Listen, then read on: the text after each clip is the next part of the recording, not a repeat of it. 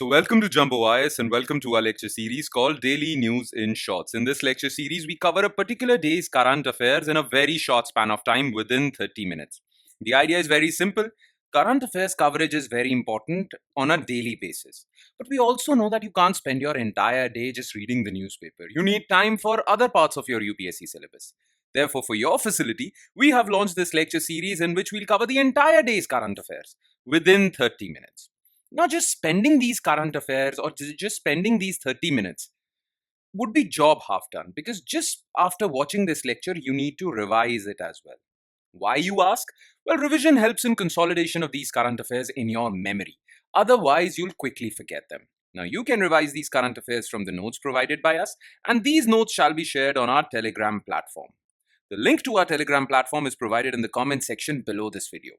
Okay, so you just have to click on that link. It'll take you to our Telegram channel, and from there you can download the notes for this lecture and do the necessary revision. Okay, enough of the introduction. Let's straight away jump into the discussion. But first, let's take a look at the list of topics that we are going to cover today. So here's the list.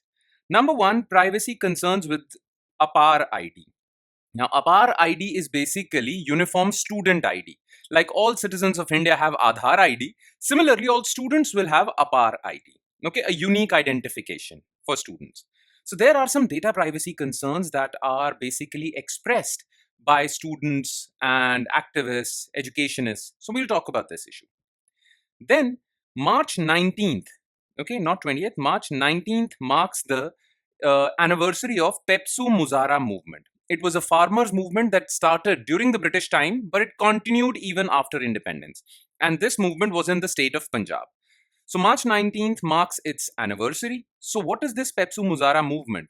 Basically, we'll talk about this because this movement actually highlights the concerns of farmers in India in general, not just the state of Punjab, but everywhere. Okay, so we'll talk about this. Then recently, Government of India has announced that it is going to enhance the budget of Rashtriya Gokul mission.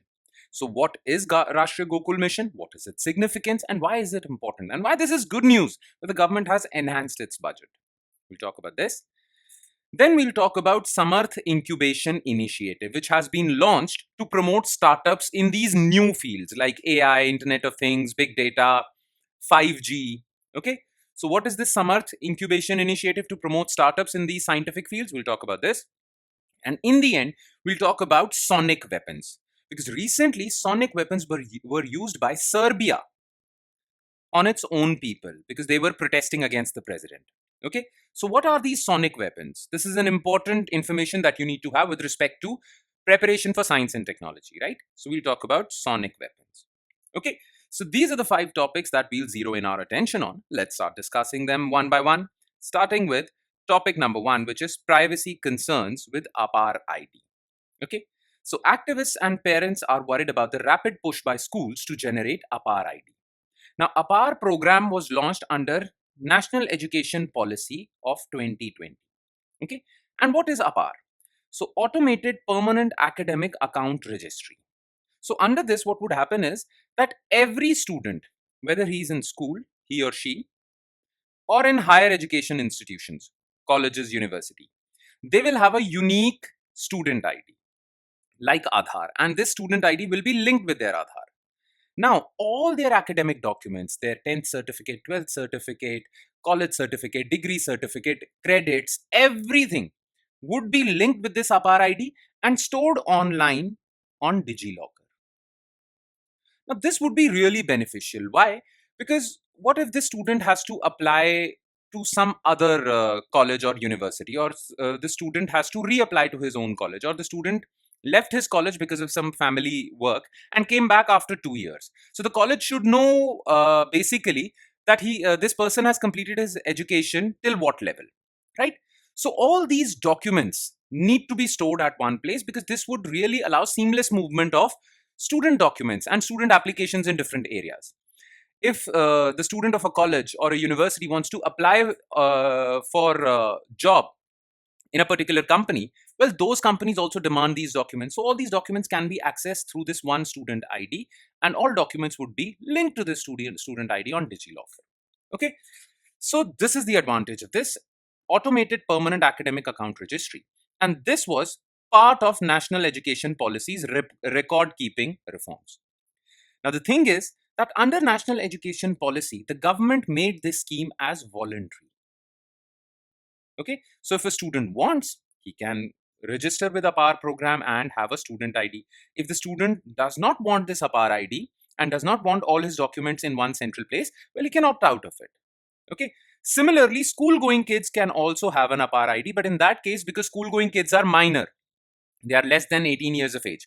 So the consent is taken from their parents. But remember, this scheme is voluntary. But the problem is that activists and parents are saying that schools and district school authorities are forcing us to register with this APAAR ID.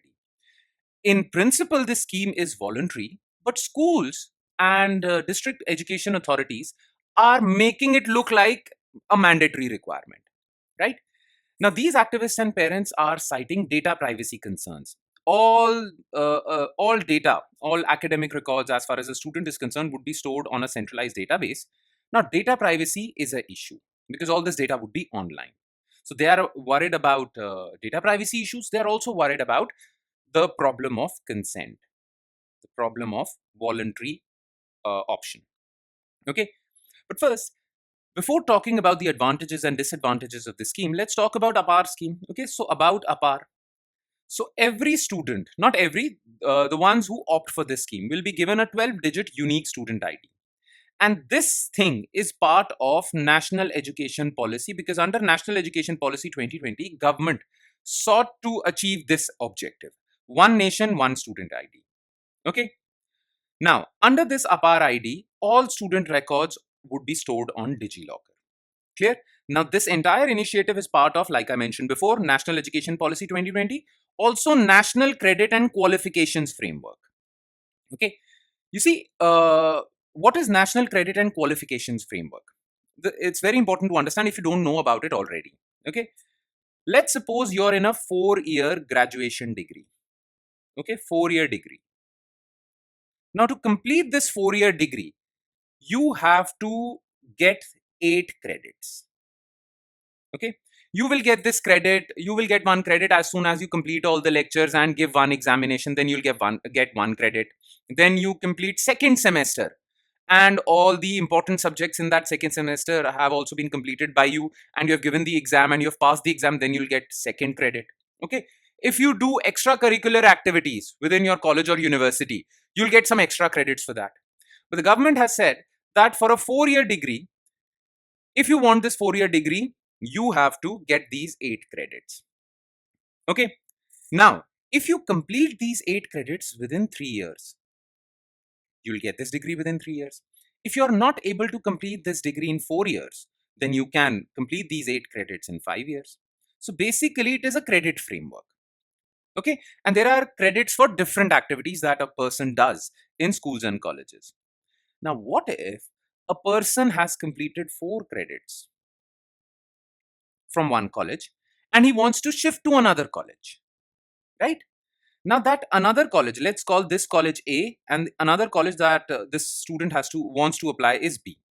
Now, this college number B or college named B would want to know what has this student achieved so far, right?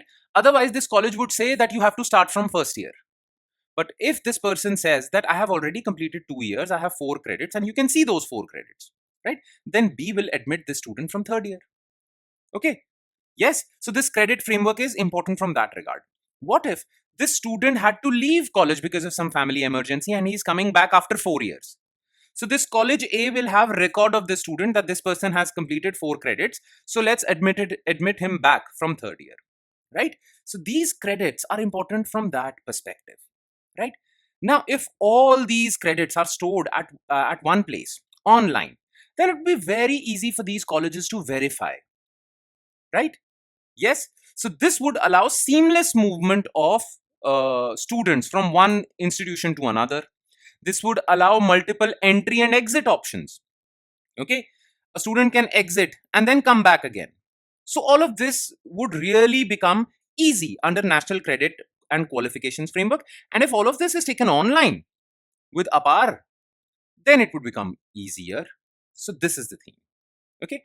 By the way, remember this, APAAR scheme is voluntary, though you have a lot of advantages if you enroll for APAAR, but the scheme is still voluntary. And the issue with activists and parents is that the government, or not the government, schools and many authorities are uh, making this scheme look like it's mandatory.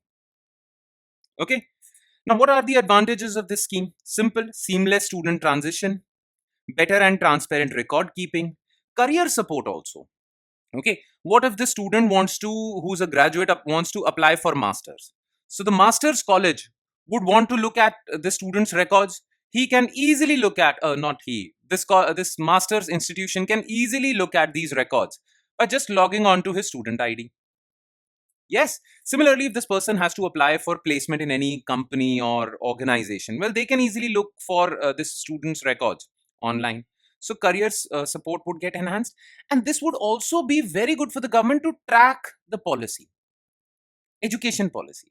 Let's suppose government came out with a separate education policy and policy initiatives for the state of Jammu and Kashmir. And now the government wants to know that 2 years have passed since the start of these policy initiatives and what impact these policy initiatives have on the students on ground. So they just have to look at this online database to see how many students have enrolled, how many students have cleared the exam, how many students have how many credits. So this centralized database would allow government to track the success of their policy and learn if the policy is failing. So this is really good. Okay. But definitely activists and students are highlighting some, parents basically are highlighting some cons as well. What are those cons? Number one is data privacy. It is an issue because all this data would be taken online, and whenever we take data online, data privacy issues persist. Okay. Then this debate over voluntary and mandatory, because people are complaining that, well, you make it appear that it's mandatory, but on paper you have written it's voluntary. So give us legal proper clarity. Okay. And third, well, there are some technical glitches.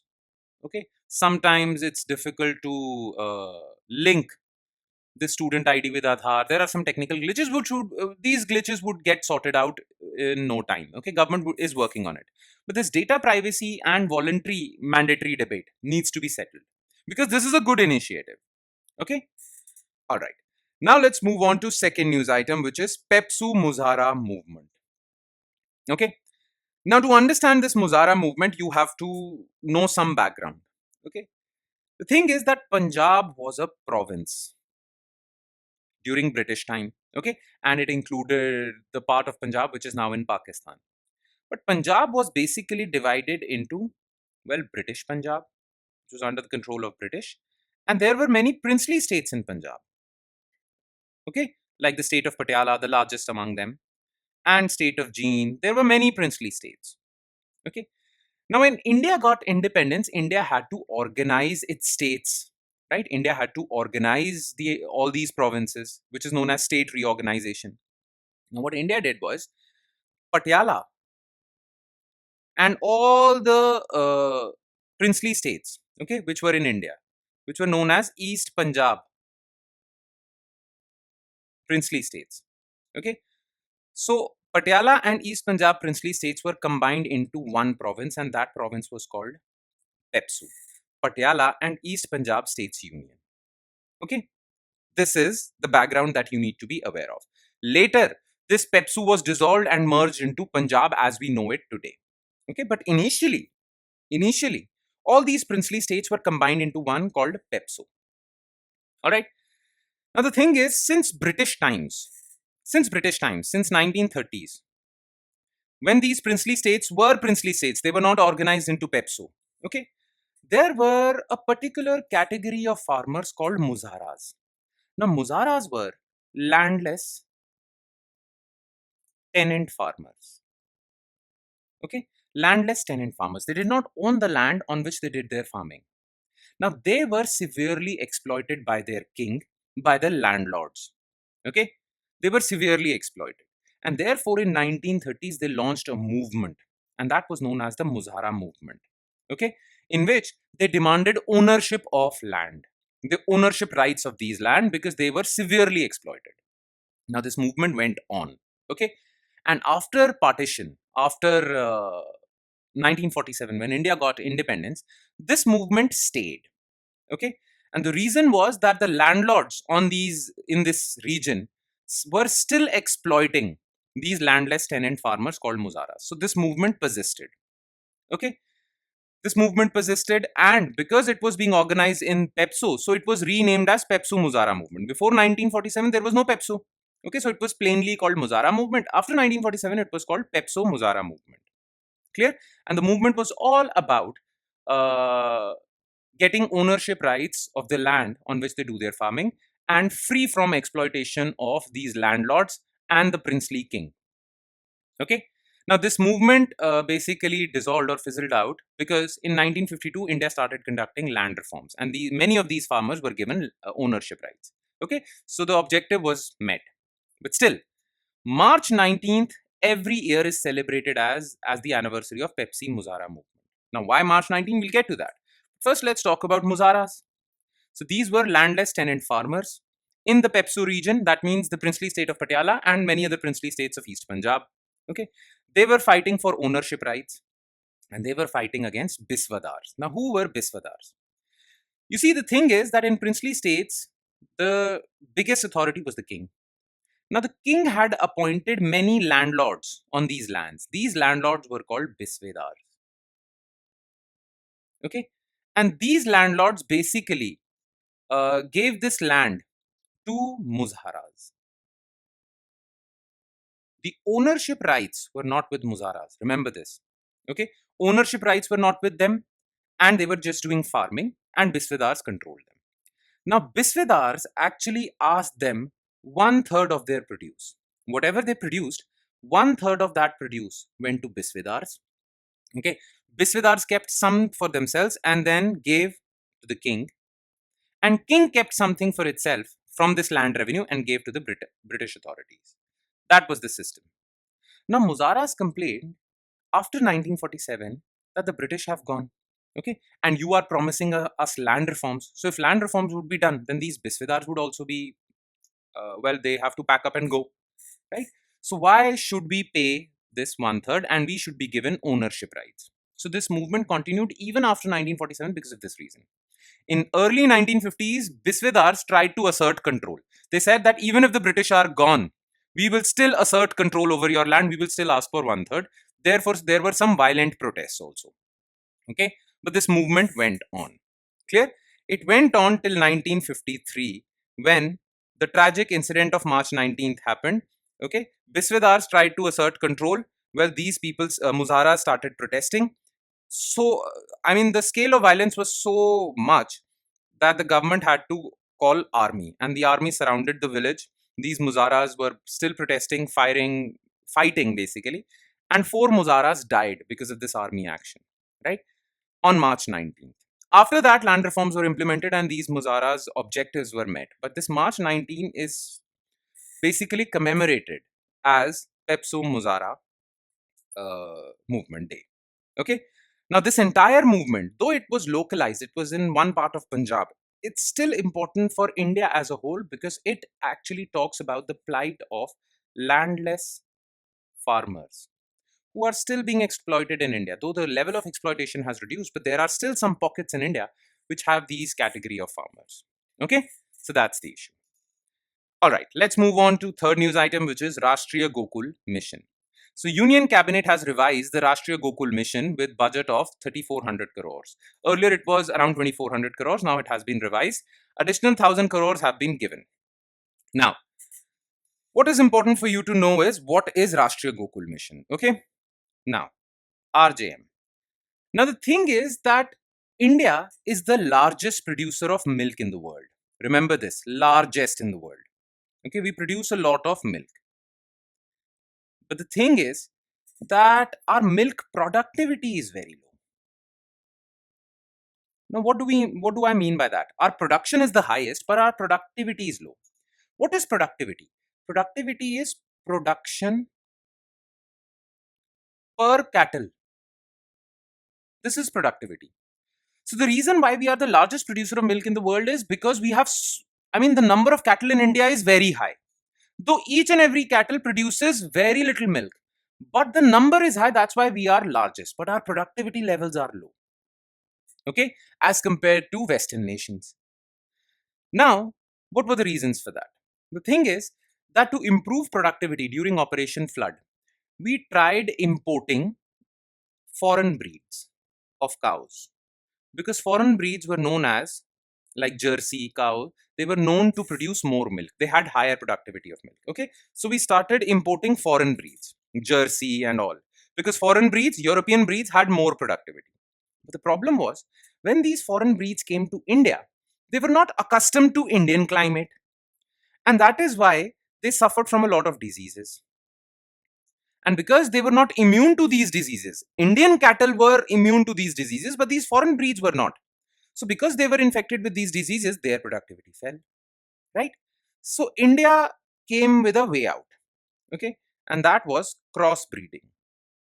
So foreign cows were bred with Indian cows. So now mixed bred cows came out, which had good productivity and they were resistant to Indian type of diseases. But crossbred cows also couldn't produce that much. Okay, I mean, they did produce, but they were also, I mean, there were various issues, many issues, I won't get into them. But crossbred cows also did not lead to a lot of success. So what did India want? India said that we will basically do research and development, do innovation, do all sorts of things so that Indian breeds, indigenous breeds, improve their productivity. We don't need these foreign breeds, we don't need these crossbred cattle. We will improve the productivity through genetic manipulation and all sorts of things of our indigenous cows. So for that, we launched Rashtriya Gokul mission, launched in 2014 for indigenous bovine breeding. Okay, now it was kept under Union Ministry of Fisheries, Animal Husbandry and Dairy, and under this scheme, various initiatives would be taken. Okay, like artificial insemination program, then genetic manipulation, cloning, all sorts of things would be done so as to develop Indian breeds. Now, this is 100% grant in aid scheme by central government, with few exceptions. Most of the money would be provided by center, and the total budget for this scheme was kept 3,400 crores. Okay, and the scheme had many advantages and it's still going on. It's a really good scheme if we really want to improve our dairy sector. All right. Now, what were the objectives of this scheme? Conserve indigenous breeds, develop them, milk productivity should get enhanced so that India exports more milk, improve cattle breeding and expand artificial insemination programs, reduce cattle disease burden. I have mentioned this before. Okay. All right. Now let's move on to topic number topic number 4, which is Samarth Incubation Initiative. It is a very simple initiative. Okay. The thing is that 21st century is full of these new technologies. What are these new technologies? AI, Internet of Things, big data, okay, 5G, and now even 6G, 3D printing.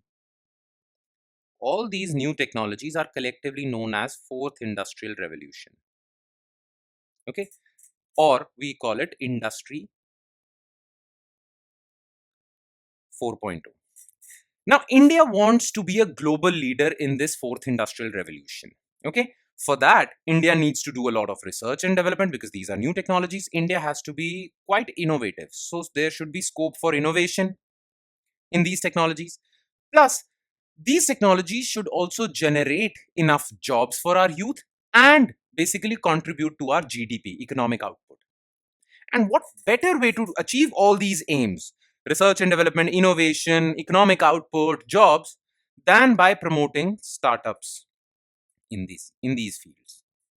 Okay, so government has launched this Samarth Incubation Initiative in which startups who were established for these new technologies would be mentored, would be provided incubation services. They would be provided labs, world class infrastructure, some grants. They would be provided mentorship with experts. They would be allowed to network with big names so that they could learn.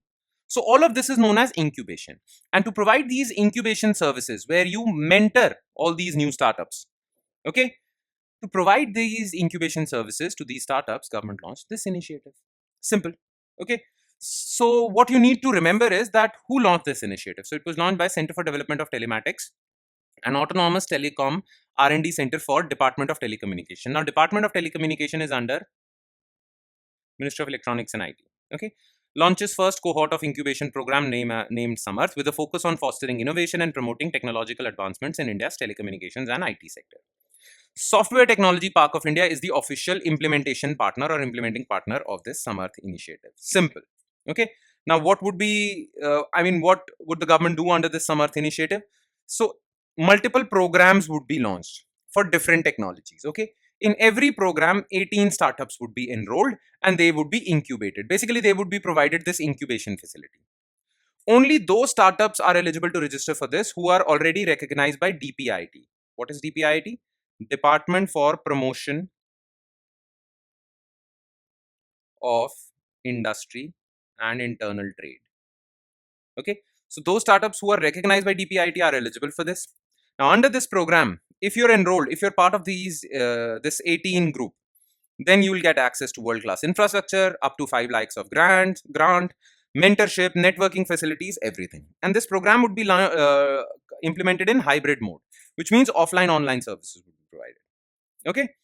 Now, what are the advantages of this scheme? Well, first of all, this would boost research and development, innovation in these new scientific fields. Plus, it would also generate more intellectual properties for India, IP generation, patents, and whatnot. Okay. Then it would actually contribute to, because we are supporting startups, so this would create big companies. This would actually contribute to our economic output and jobs. High tech, high value jobs would get generated. Simple. That would be all. And then we'll come to the last news item, which is use of sonic weapons. So Serbia's president has denied that his police forces used a banned sonic weapon to disperse protesters in Belgrade. And these protesters were protesting against corruption, nepotism in the Serbian government. Now, this is not important for us. What is important for us is, what are these sonic weapons? So these sonic weapons, basically, how do they work? Listen to me carefully, okay? These sonic weapons basically have transducers, hundreds of transducers. Okay. What do these transducers do?